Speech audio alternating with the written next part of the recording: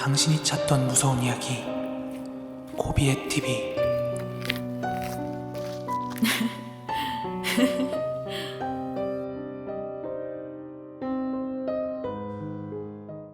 코린 여러분 안녕하세요. 코비의 TV입니다. 여러분들 혹시 여름 휴가 다녀오셨나요? 올 여름은 유독 장마도 길고 비도 굉장히 많이 내려서 아마 계곡 근처에는 놀러 가기 힘드셨을 건데요. 아마 오늘 사연 들어보시면 계곡에 안 가길 잘했구나 하는 생각이 조금은 드실지도 모르겠습니다. 그럼 마스님의 사연으로 오늘 이야기 시작하겠습니다.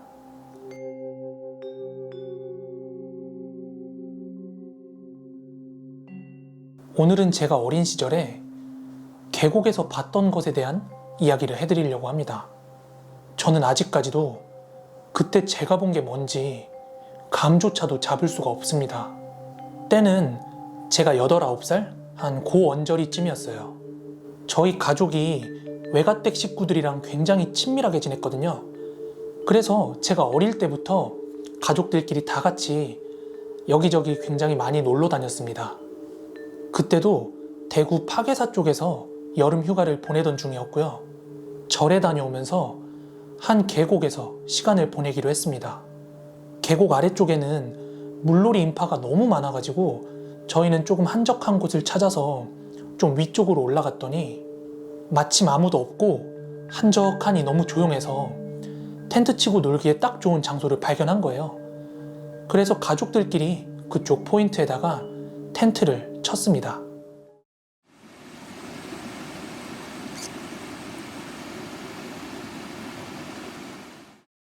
어른들이야 텐트도 쳐야 했고 음식도 준비해야 되니까 할 일이 많았는데 어린애들이 할 일이 뭐가 있었겠습니까? 저랑 사촌 오빠는 짐을 내려놓기가 무섭게 물로 뛰어들어서 놀기 시작했어요.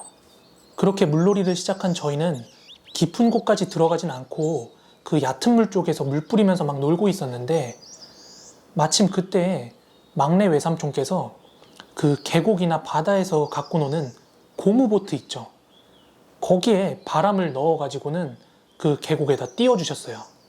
근데 저보다 2살 위인 사촌 오빠가 막 저를 놀리면서 도발을 하기 시작하는 거예요. 오빠, 나도 보트 타고 싶어. 싫어. 안 돼. 너 작아서 이거 노도 못 젓잖아. 아니다. 나 할 수 있거든. 빨리 와서 태워줘. 안 되는데? 와서 탈 수 있으면 타봐. 이러면서 굉장히 밉상맞게 막 혼자 노를 저어가지고는 깊은 물 쪽으로 휑 가버리더라고요. 저는 초등학교 1, 2학년의 어린 나이였지만 맨몸으로 깊이 들어가는 건 위험하다는 걸 익히 알고 있었기 때문에 바로 가족들한테 달려갔습니다. 작은 오빠야가 보트도 안 태워주고 자꾸 탈 수 있으면 타보라고 놀려요. 뭐? 이놈의 짜쓰기?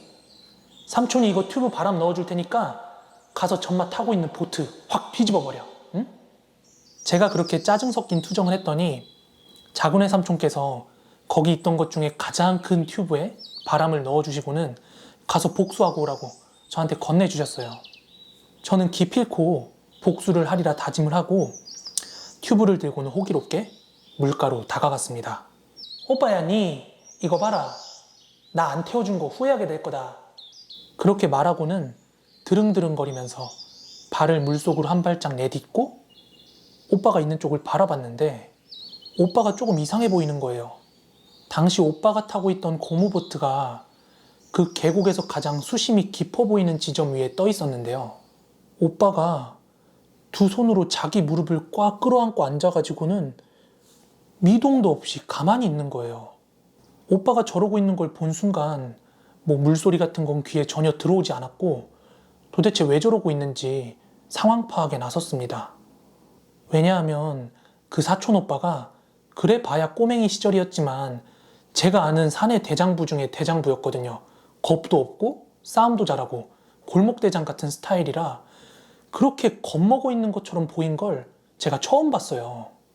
그 모습이 되게 낯설더라고요. 게다가 2개의 노 중 하나가 저 보트 앞쪽에 둥둥 떠 있는 거예요. 그래서 제가 튜브를 몸에 끼면서 물속으로 다가가며 오빠를 바라보고 물었어요. 오빠야, 왜 그러고 있어? 저기 너 떠내려가. 야, 오지 마라. 어? 왜? 보트 타려면 들어오래며. 아니, 들어오지 말라고. 가서 어른들 불러와. 저는 보트 근처로 둥둥 떠있는 노 때문에 노를 못 저어서 못 오고 있나 싶어서 그 노를 집어다 주려고 물속으로 첨벙첨벙 들어가고 있었어요. 그런데 그 순간 제 시야의 대각선 방향으로 수면 및 계곡 바닥에 아주 새카맣고 기다란 머리카락인지 수초인지 아무튼 그런 게 굉장히 빠른 속도로 오빠가 타고 있는 보트 밑을 지나가지고 바위 뒤쪽으로 사라지는 거예요. 이게 수면의 물결 때문에 더 커 보인 것도 분명히 있었겠지만 키 큰 어른 2명을 이어놓은 것처럼 아주 길고 컸습니다. 그걸 목격한 저는 물속으로 들어가다 말고 발이 뻣뻣하게 굳어버렸고 때마침 사촌 오빠는 굉장히 겁에 질린 얼굴로 야, 빨리 가서 어른들 불러와. 그 말에 저는 다급히 물 밖으로 달려나가서 외삼촌을 모시고 왔고요. 외삼촌 손에 이끌려 나온 사촌 오빠는 휴가 내내 물에는 다시 들어가지 않았습니다. 저 역시도 제 두 눈으로 본 게 있기 때문에 다시 물에 들어가진 않았거든요. 하지만 궁금은 했기 때문에 사촌 오빠한테 가서 슬그머니 물어봤습니다. 오빠야, 아까 물속에서 뭐 봤어? 나도 몰라. 나도 뭔지 봤어. 말해봐. 선뜻 대답을 해주지 않던 오빠가 저도 뭔가를 본 것 같다고 얘기를 하니까 그때부터 얘기를 해주더라고요. 자기도 분명히는 모르겠는데 제가 어른들한테 가는 걸 보고 물 중앙 쪽으로 더 깊숙이 들어갔는데 물속 아래에서 뭔가 커다랗고 거무튀튀한 게 움직인 게 보이더래요. 처음엔 사촌 오빠가 그게 얕은 물엔 살지 않는 커다란 물고기인 줄 알았대요. 그래서 무슨 물고기인지 궁금하니까 수경을 끼고서는 얼굴만 물 아래로 담갔다고 합니다. 그런데 글쎄, 그게 물고기가 아니라 아주 새카맣게 이끼 같은 게 잔뜩 낀 사람의 얼굴이었대요. 그거 분명 사람 얼굴이었다. 그 새카맣게 이끼가 낀 얼굴이었음에도 불구하고 자기와 눈이 마주쳤대요. 그래서 고개를 빼고 서둘러서 물 밖에 나오려고 노를 젓는데 그 검은 물체가 보트를 따라서 막 오는 것 같더래요. 그래서 놀란 오빠가 노 한 짝을 따라오지 말라고 던진 거고요. 그 이후에 방향을 잡을 수가 없어서 그 귀신한테 잡히지 않으려고 이렇게 두 다리를 모으고 가만히 앉아 있었던 거래요. 아무튼 나중에 가서 사촌 오빠가 진정이 되고 그렇게 자기가 겁먹은 모습을 보였다는 게 뭔가 그 상남자 스타일의 스크래치였는지 더 말을 하려고 하지 않더라고요. 저는 아직까지도 선명하게 기억이 납니다.